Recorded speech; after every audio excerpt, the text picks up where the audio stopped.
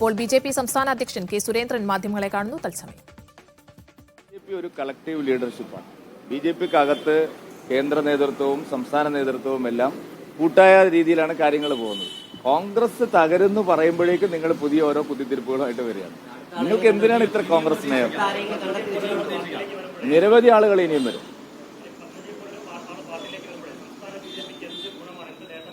അതൊക്കെ നിങ്ങൾ തെരഞ്ഞെടുപ്പ് കഴിയുമ്പോൾ കാത്തിരുന്ന് കാണാം.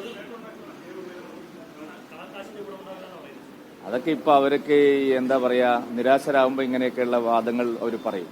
കടുത്ത നിരാശയിലുള്ള നിൽക്കുന്ന ആളുകളോട് ഞാൻ അതാ നിരാശ വർദ്ധിപ്പിക്കാൻ വേണ്ടി പറയുന്നത്.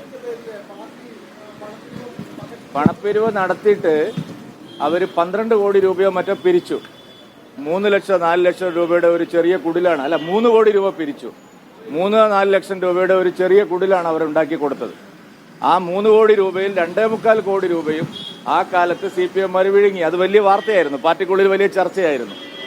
ആ പണം പോലും വിഴുങ്ങിയ ആൾക്കാർ ഇപ്പോൾ കോടതിയിൽ ആ കേസ് ദുർബലമാക്കാൻ, പ്രതികളെ സഹായിക്കാൻ ഇടപെട്ടു എന്നുള്ളതാണ് വലിയ കാതലായിട്ടുള്ള പ്രശ്നം.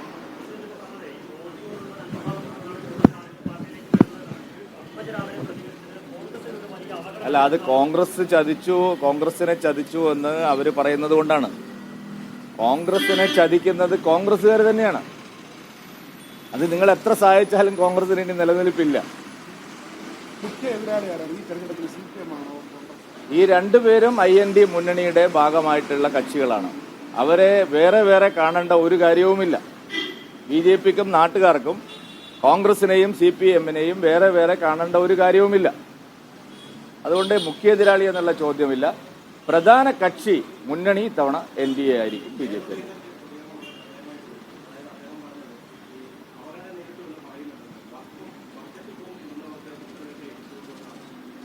അവര് സഹോദരനും സഹോദരിയും തമ്മിലുള്ള പ്രശ്നമായിട്ട് കണക്കാക്കിയപ്പോൾ എന്തിനാണ്?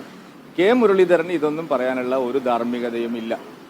അദ്ദേഹം കോൺഗ്രസിനെ ചതിച്ച്, കരുണാകരനെ ചതിച്ച് CPM-ന്റെ കൂടെ പോയ ആളാണ്. അദ്ദേഹം കോൺഗ്രസിന്റെ പ്രസിഡന്റായിരുന്നു, CPM കോൺഗ്രസിന്റെ പാർട്ടിയായിരുന്ന ഡിക്കിന്റെ പ്രസിഡന്റായിരുന്നു, പിന്നെ NCPയുടെ പ്രസിഡന്റായിരുന്നു. അങ്ങനെയുള്ള ഒരാൾ കേരളത്തിൽ ഞാൻ വേറെ ഒരു രാഷ്ട്രീയ പാർട്ടിയിലും കണ്ടിട്ടില്ല. അതുകൊണ്ട് മുരളീധരന്റെ വാദങ്ങളൊന്നും തന്നെ വിശ്വാസയോഗ്യമായിട്ടുള്ള വാദങ്ങളല്ല. ബിജെപി സംസ്ഥാന അധ്യക്ഷൻ കെ സുരേന്ദ്രൻ മാധ്യമങ്ങളെ കാണുകയായിരുന്നു. പത്മജ വേണുഗോപാലിന്റെ BJP പ്രവേശനവുമായി ബന്ധപ്പെട്ട കാര്യങ്ങളാണ് അദ്ദേഹം പറഞ്ഞത്. കേരളത്തിൽ നിന്ന് ഇനിയും നേതാക്കൾ BJPയിലേക്ക് വരുമെന്നാണ് അദ്ദേഹം ചൂണ്ടിക്കാണിക്കുന്നത്. BJPയെ നിലവിൽ വിമർശിക്കുന്നവർ പോലും BJPയിലേക്ക് വരാനുള്ള സാധ്യതയുണ്ടെന്നും അദ്ദേഹം പറയുന്നു.